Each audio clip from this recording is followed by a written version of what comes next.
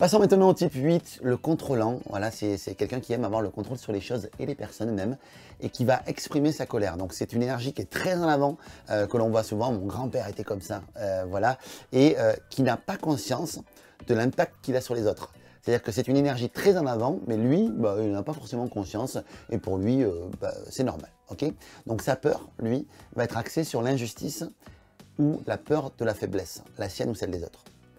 Il veut être connu pour sa force intérieure et également même sa force physique pour certains.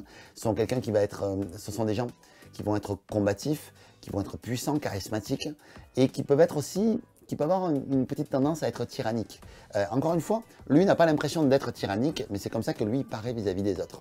Donc si vous êtes un individu de type 8, regardez ce que les autres disent de vous, ça peut être intéressant pour vous. Ce sont des gens qu'on peut qualifier de trop directs. Ce sont des profils de personnalité qui vont, par exemple, arriver au milieu d'un sujet, prendre le contrôle du sujet, de la situation et faire preuve d'un profond leadership. Ce sont des gens qui ont un leadership très naturel, qui arrive et qui peut être très invasif en fait, pour les autres. Les personnes qui sont de ce type de profil sont très énergiques, sont très actives et elles peuvent très facilement du coup sembler intimidantes pour les autres. Ce sont des gens vraiment qui peuvent un peu faire peur, voyez, aux gens, parce que on sent par leur énergie qu'il y a quelque chose de très fort chez eux. Alors, il peut y avoir des sportifs de très haut niveau, des boxeurs qui peuvent être comme ça, des patrons, des chefs d'entreprise qui peuvent être là-dedans aussi. Donc ils vont être vraiment dans l'intimidation, plus que dans le management, on va dire, participatif, on va dire ça. Ce sont des personnes qui aiment faire les choses à leur manière et qui n'apprécient pas vraiment qu'on leur impose des règles. Donc ce sont vraiment des électrons libres et elles risquent souvent de réagir fortement si elles sentent qu'il y a une injustice qui est commise à leur rencontre ou qui est face à eux ou à une personne qu'elles considèrent être dans leur clan. C'est vraiment, si vous êtes dans un clan de 8 ou si vous êtes un 8, il y a des gens de votre clan et il y a des gens qui sont hors du clan. Et c'est un petit peu, soit tu es avec moi, soit tu es contre moi. D'accord? Donc leur challenge, bien souvent, c'est de savoir utiliser finalement cette énergie de façon mesurée et en collaboration. Plutôt que d'imposer les choses, être plus en collaboration avec le monde extérieur et avec les autres. D'accord? Sa peur de base, c'est d'être blessé et contrôlé par les autres. Son désir de base, c'est de se protéger soi-même. Sa passion, c'est l'excès. Ce sont des gens qui peuvent être profondément excessifs et dans leur colère et un petit peu dans tout. Sa fixation, c'est la vengeance. C'est-à-dire que si vous titillez un 8 et s'il sent qu'il y a de l'injustice ou s'il sent qu'il a été floué ou autre, là, à ce moment-là, on peut l'activer et ça peut être vraiment... Les foudres d'un 8, c'est pas terrible, c'est pas fantastique. Okay, sa vision du monde, c'est le monde est souvent injuste. Son orientation naturelle, c'est la force. Ce sont des gens souvent qui paraissent très forts.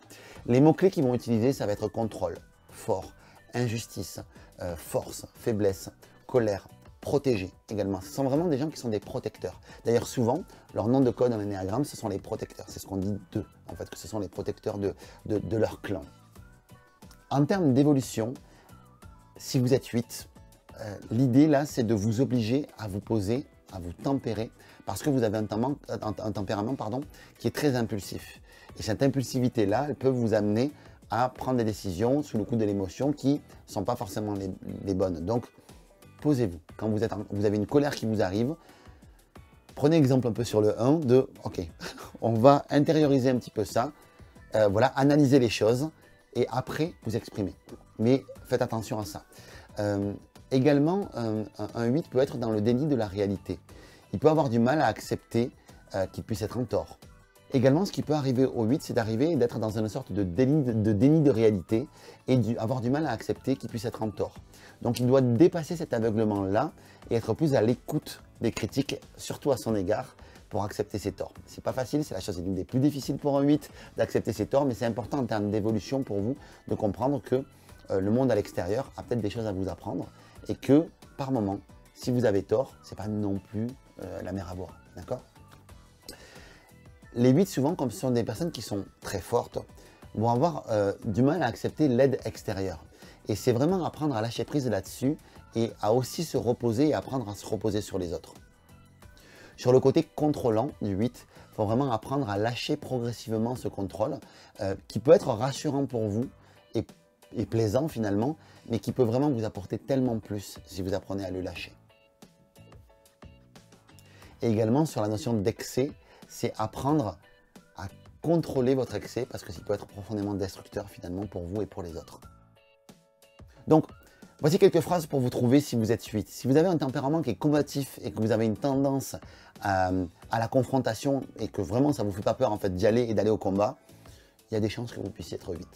Si on compte souvent sur votre force ou votre détermination, c'est un bon indice également.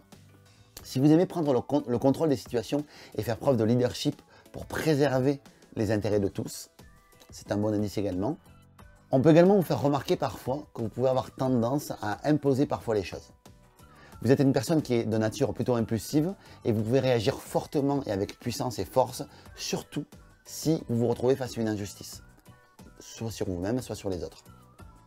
On dit de vous également que vous êtes quelqu'un de dynamique, d'actif, sur le qui-vive et vous baissez très rarement votre garde. Vous avez une tendance à motiver les gens et vous avez beaucoup de mal à accepter les gens qui sont mous ou qui ont une tendance à se laisser aller. C'est quelque chose qui peut être compliqué pour vous. Par exemple, un 8 avec un 9, un 8 peut être rapidement agacé par un 9, par exemple. On va voir le 9 juste après. Vous produisez souvent une forte impression sur les gens, en tout cas c'est ce qui vous revient, et vous pouvez avoir une tendance à intimider les autres. On dit souvent de vous que vous avez une capacité à savoir mobiliser et organiser les ressources pour rendre les choses possibles. Enfin, vous n'êtes pas du genre à fuir vos responsabilités et vous partez du principe que l'on ne peut compter que sur soi-même. Voilà pour le 8 les amis, on va se retrouver dans la prochaine vidéo, on va parler du profil 9.